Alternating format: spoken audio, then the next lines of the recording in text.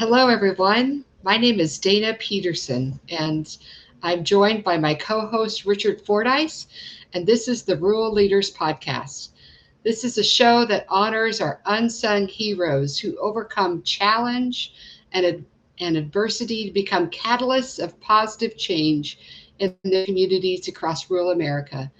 On this show, we'll interview leaders across the spectrum of rural America, sharing seeds of inspiration, hope, and support in their efforts, collectively our efforts, to build creatively engaged and active communities.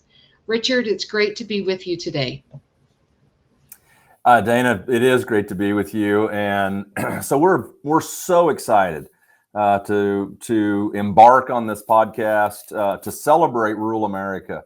One of the things that we talk about is what we hope this podcast accomplishes is that we inspire folks, that we equip folks, and then we literally have the ability to call to action improvements in communities across rural America.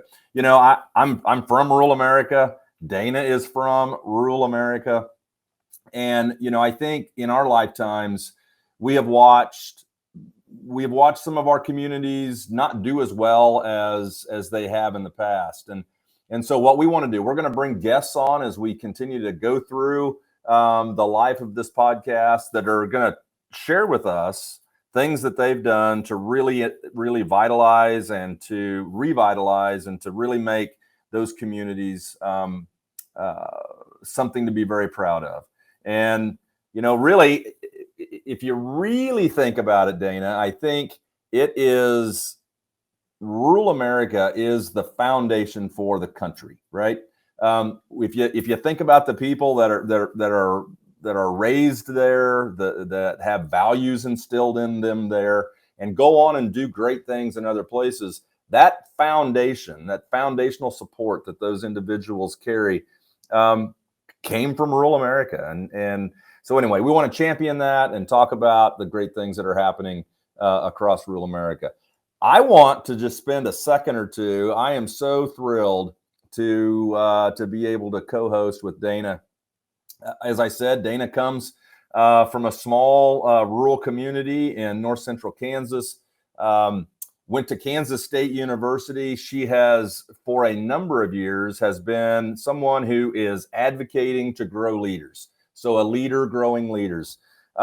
She first started working for wheat growers in the state of Kansas. That took her to Washington, D.C., where she ultimately became the CEO of the National Association of Wheat Growers. Our paths connected professionally when we worked together in the Trump administration at USDA in Washington. So, Dana, it is such a thrill to do this with you, and I'm very excited about what the future has for the podcast. Well, thank you, Richard. It is an honor to be joined with you in this effort. Your history in farming and ranching in Northwest Missouri, your advocacy and love for agriculture and love for rural communities and the people that make them wonderful is just commendable. I know you've got a long history of leadership yourself, whether that be in soil conservation or in the soybean checkoff or in Farm Bureau. But you also have served in the state of Missouri as the director of agriculture and, of course, the administrator at the Farm Service Agency in Washington, D.C., where we got to know each other well. So it is an honor to be with you, Richard, and I'm looking forward to kicking off this adventure. It is going to be fun. I'm really looking forward to it. And, the very first podcast has to have the very first guest. And we've got a great one for you today that we're going to learn more about some of the things that he has undertaken in an effort to really help communities, rural communities specifically, across the country. Our guest is Lowell Kruse. He's going to be with us in just a minute. But right now, we're going to take a brief break and hear a little bit of a word from our presenting sponsor. My name is Blake. I received a heart transplant when I was 2 weeks old. I play defense for the Red Hot Tornadoes. Sometimes my heart starts pounding like faster and faster as I go. I know I have someone else's heart inside me. It makes me feel happy because someone was generous enough to give me a second chance to live. This gift of life was made possible by an organ donor. Imagine what you could make possible. Sign up as an organ, eye, and tissue donor. Go to organdonor.gov. What do you think you're doing, Kevin? Was just gonna drive home. There are several warning signs present that you shouldn't be driving. Like hearing voices? Like your text-to-emoji ratio? Oh man, the selfies. Selfie, nailed it. We all have warning signs that let us know that we're probably not okay to drive. Mine is pretending to be your subconscious. Craig, come on man, let's put a ride home.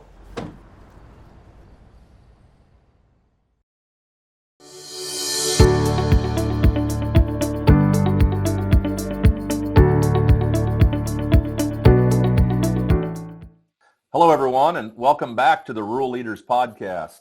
As we said in the first segment, we've got a great guest that I'm very excited to have on as our very first guest on the Rural Leaders Podcast. Lowell is our guest is Lowell Kruse. Lowell was I won't say too much, Lowell, because I want you to talk a little bit about your upbringing and what got you to where you are or where you have been.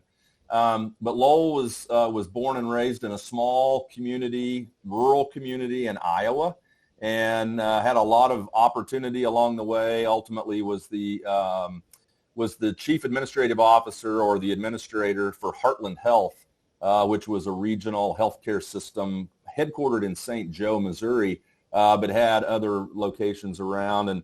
And Lowell, again, my friend, it's great to have you on the very first podcast.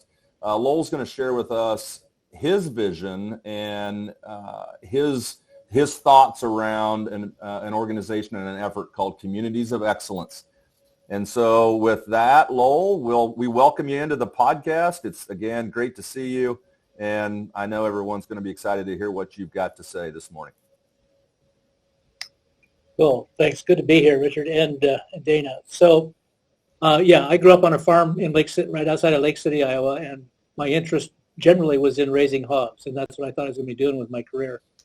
And then I just happened to decide to go to college, and when I got to college, I thought I'd want to be a hospital administrator. So I did that for 45 years and retired 12 years ago. So I spent a dozen years in Minneapolis and then 7 years in Rochester, New York, and then came to St. Joseph in 1984. So the last assignment was I was here for 25 years as a CEO, and basically came back because we still have our farmland up in Iowa that our parents have left me and my two sisters, as happens in many families, and we wanted to come back and be closer when my parents were still alive. So we ended up here, and glad we did.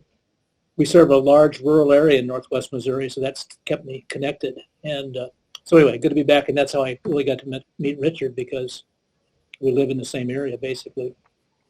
With regard to Communities of Excellence 2026, and I will tell you that the 2026 is just a number we put on the end of it to coincide with the 250th anniversary of our country.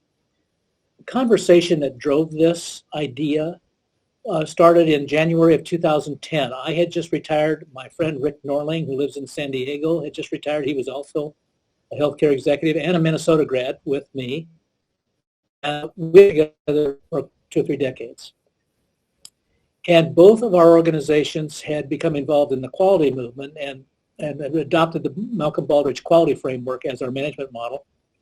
Heartland Health received the Baldrige Award in 2009, and Premier, the organization that Rick headed up, received the award and the recognition really in 2006. And basically what Baldrige is it's a management, leadership, governance system that basically helps improve virtually every aspect of an organization. It came about as a result of the National Quality Act in 1987, when our manufacturing sectors were having competitive issues with Japan and Germany, and Congress was concerned about our inability to compete with these new high-quality products that were coming out of Germany and Japan, and got a little bit anxious about that. And so Ronald Reagan and Malcolm Baldrige, who was then head of commerce, began talking about this issue, Malcolm Baldrige was killed in a rodeo accident, by the way, parenthetically. And so as this movement started, they decided to name this whole thing after Malcolm. And what they were trying to do is to help organizations improve performance. And they decided to tie this with a presidential recognition program.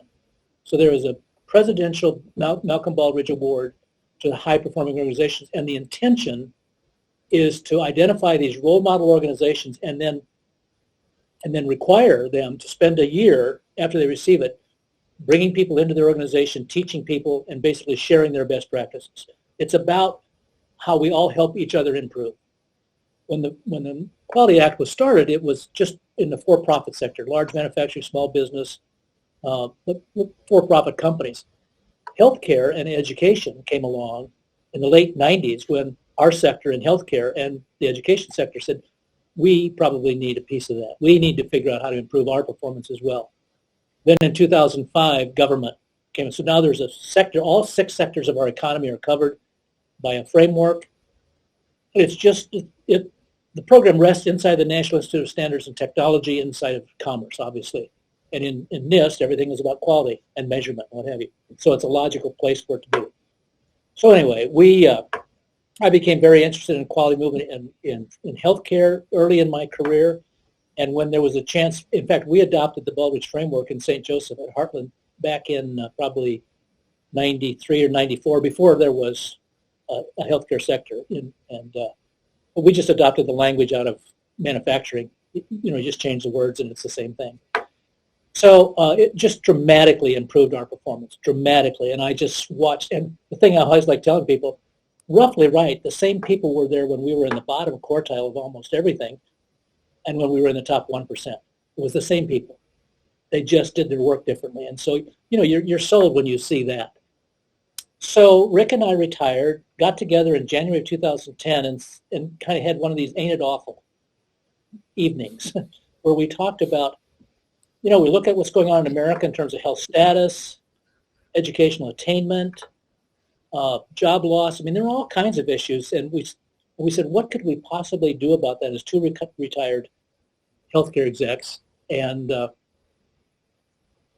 so Rick made the suggestion. He said, what if we took that Baldrige framework that we've seen so effectively work in Rick's organization, Premier was a national organization. We sold products or acquired products for about 45% of the nation's hospitals and used the database from those hospitals to develop the first the clinical side of it, to develop the first pay-for-performance program with CMS. Don Berwick and Rick Norling worked together to do that first pilot, and it worked exceedingly well in terms of paying per performance in Medicare.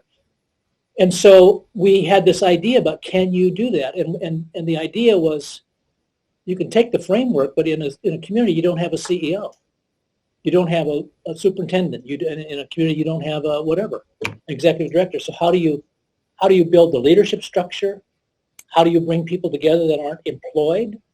And so we had to kind of work through all that dynamic. That's why I was so excited to see what you guys are doing. I mean, you're thinking about the same thing. So we decided to start working on this framework in 2011. We brought a lot of people together from Baldrige and the academic communities. And we decided our pilot communities would be Northwest Missouri, where I live, and San Diego County, where Rick lives. So we thought, Baldrige works regardless of the size and complexity of the organization, just have to adopt it. So I said, let's see how it works in rural Northwest Missouri. Let's see how it works in San Diego. You have to aggregate counties in Northwest Missouri, which, is kind of difficult periodically to get rural counties working together. And you have to disaggregate in an urban community like I think San Diego has 3.2 million people, and so they have to divide it into smaller groups. And over the years, we've been building out the framework, adopting the language to where in 2014, we set Communities of Excellence up as a national not-for-profit organization. We selected 5 or 6 communities a year to join us and help teach them how to use the framework. It's a 3-year curriculum. What we knew is that everybody was working, and so we had to introduce it over time and help them learn how a new method is. So that's what we've been doing. We're now at about 25 communities, somewhere roughly right in there. I believe that Congress is poised to make this the 7th category eligible for the Baldrige Award.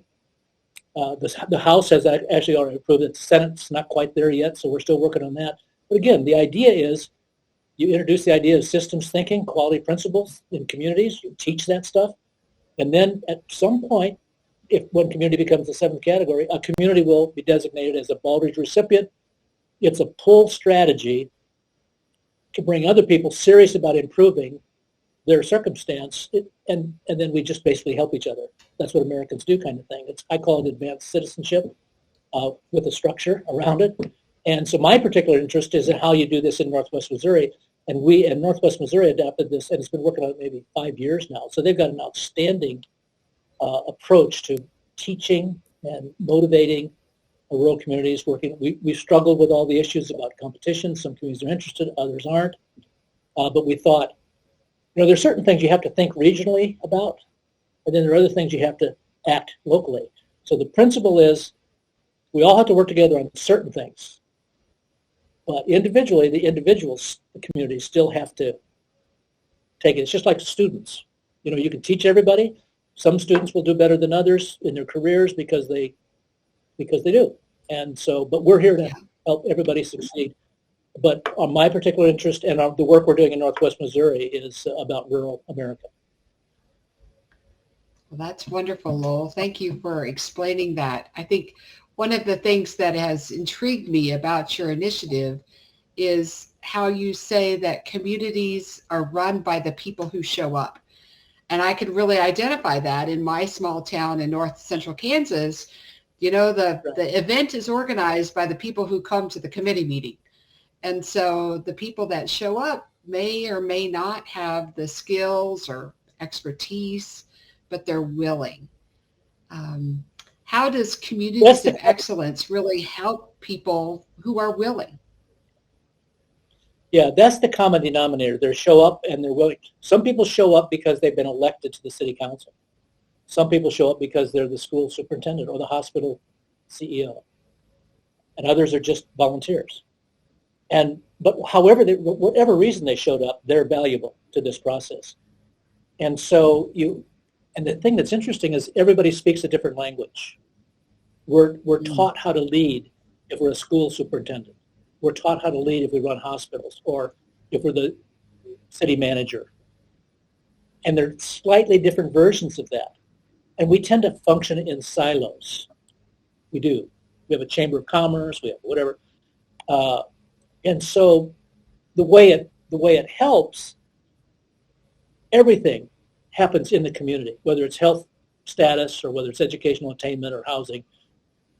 All the dots connect in the community. But it's like in any organization. You have departments and service lines or whatever it is. So I think of a community as like, that's the name of our company.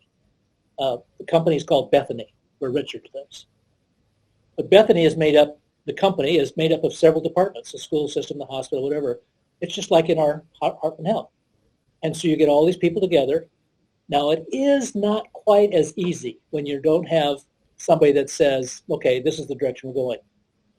So the way what we teach in the curriculum is it's leadership and strategy, a lot of stuff around values, a lot of stuff around common principles of how we lead, collaboration. Collaboration is a skill. We're taught to compete always. We're taught to compete to be good sports, but we're taught to compete.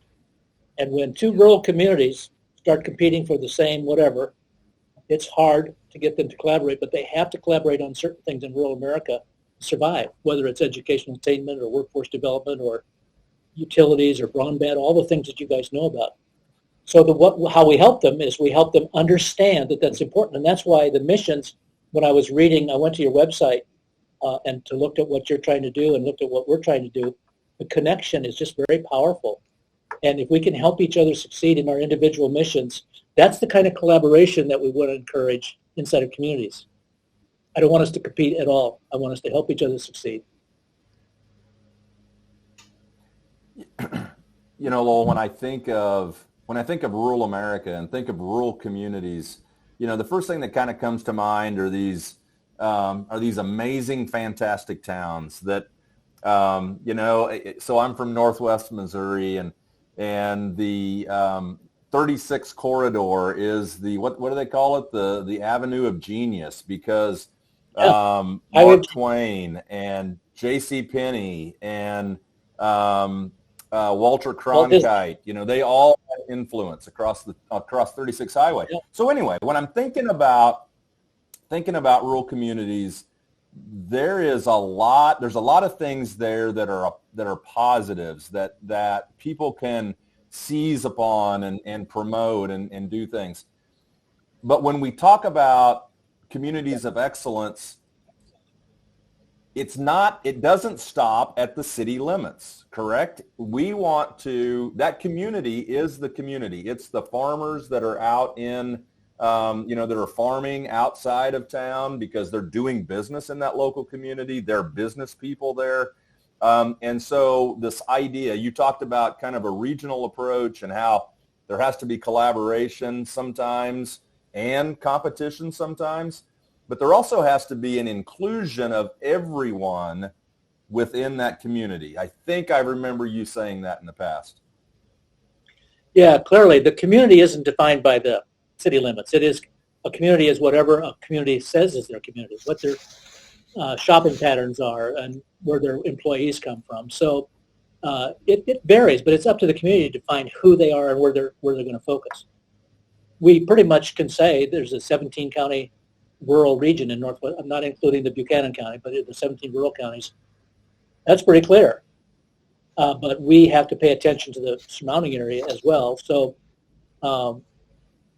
it's up to the community to define their community, and then if they should put a stake in the ground and say, we're going to worry about this geography, this community, and let's say it's by county. There's one in Northwest Missouri. We have two pilots, one going in Albany, and one going in Clinton County, I believe, the whole county. And so, that's good, but we're also working in terms of educating the region at a regional level. It's the community, it's the Northwest Missouri Community Foundation that serves as the backbone for this effort. They work in all 18 counties, right? But so their curriculum and their process of teaching happens for all of them. And we partner with Extension, the University of Missouri, to make sure that we're leveraging each other's skills and what we can bring to the table. And the Department of Agriculture has been very generous in terms of grants along the way to help fund some of this stuff. But no, it's at some point the community has to decide what is our community, and then you start figuring out what's going on in that. And the first thing we ask communities to do once you decide, do an environmental assessment, do a community survey, do a community so that you understand what your current state is. Then it's kind of it's not a simple process. You say your current state, here's where we'd like to be. Ultimately, this is our vision. And I always tell people, think really big, be audacious. And then you go from where your current state. And every system is perfectly designed to get the results that you get. Every system. A business is a system, a school system is a system, a community is a system. And the system, whether you design it or not, you have a system. And so every system is perfectly designed to get the results you get. If you like your results, keep doing it. If you need to improve, then better go look at the system first. That's the system's thinking. We have to teach that. And again, we're early into it. We've been at it a few years, learning how to adopt the curriculum and what have you. It's complex stuff. But the heart of all of this is the people that show up are usually the ones with the passion for this. And then you just got to get them to basically do the work of how to improve the way they do their work. Yeah, showing up and willingness to be a part of the solution, that's a huge part of making our rural communities great. So thank you, Lowell, for joining with us today. It's a pleasure to come alongside you in your work and to encourage and inspire people across the country with the work that you're doing in your pilot communities. We definitely want to have you back to visit more about the impacts that communities of excellence is having. If our listeners want to get a hold of you or get in contact with you, how would they best do that? Well, you can't put the stuff up on the screen, right? So I just said lowell.kruse@heartlandfoundation.org. Heartland Foundation, all one word, and just email me and I'll get you in touch with Stephanie Norling, our director, or whatever they want to know. There's national, we do podcasts. In fact, we just did one today about introducing anybody in the country to communities of excellence. We all have a lot of work to do. This is a heavy lift for all of us. So I am so glad to know that you exist and your mission and what Ian and his folks are trying to accomplish. And I told Ian, I'm just so glad that we connected. So thanks, Richard, for calling me. Absolutely. And I'll just, again, I'll echo Dana's comments. It was great to have you on today to learn more about Communities of Excellence 2026. And as Dana said, I'm sure there'll be an opportunity to have you back on. And I'm sure folks will be contacting you, interested in what you presented to us today.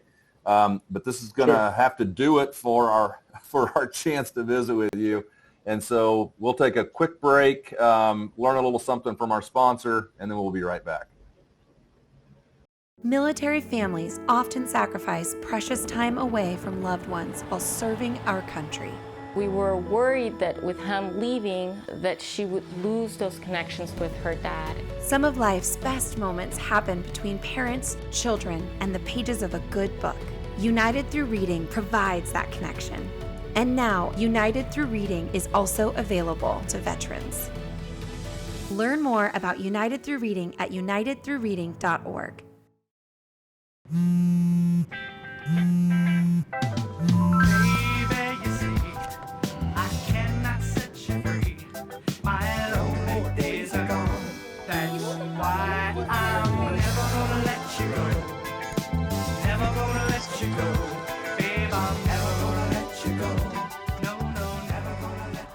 Here you go. Thank you. Thank you. Never gonna let you go. Never gonna let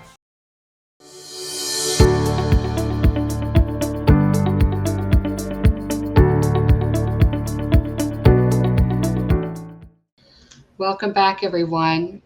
It's great to be with you again, and just wanted to spend a few moments processing the conversation that we had with Lowell and Richard around communities of excellence. You know, I think one of the takeaways that I have is that communities are built by the people that show up, and that those people, regardless of their experience or their skill set or their expertise, really can make a difference.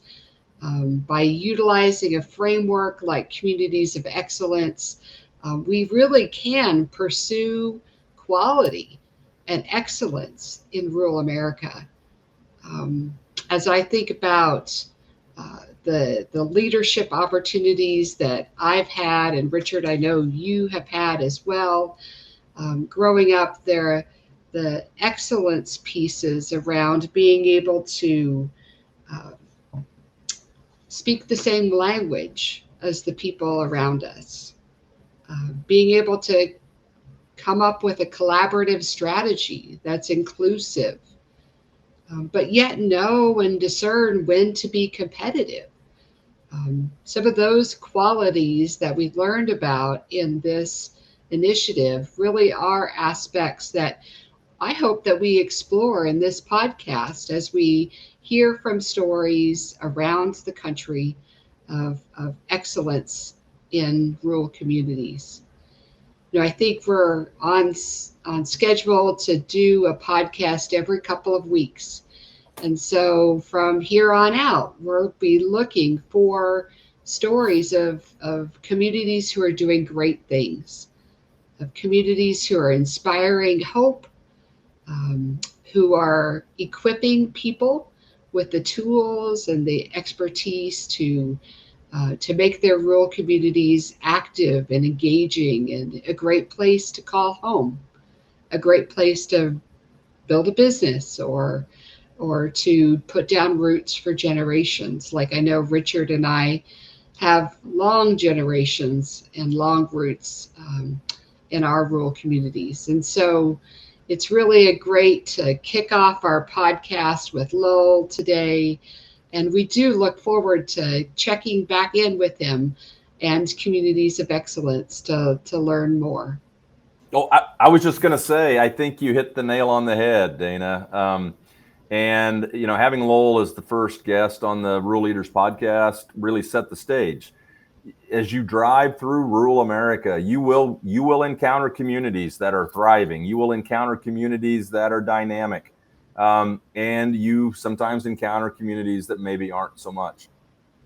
But I know there are people, there are individuals, as you said earlier. You know, the local community is run by the people who show up. There are people who are just looking for some help. And the help could be the help in the form of training, the help in the form of ideas, the help in the form of, this is how we did it. Maybe you could use some of this and do it here too. And so as we go through this podcast, I think that's going to be what Dana, you and I are going to try to do, or bring those stories to light and bring those folks to light. So I'll turn it back over to you, Dana, but I just wanted to say that, that there are some amazing communities right now that are doing some great things, and some that are close. They just need a little help. That's right. And hopefully with some inspiration, with some equipping, we really can help rural America thrive. So I invite everyone who's listening to connect with us with your local, your podcast station, your podcast app. You can connect with us at theruralleaderspodcast.com. And we look forward to you tuning in to the next episode with us. So with that, until then, Richard, just hope that we have great leaders across rural America doing wonderful things for our country.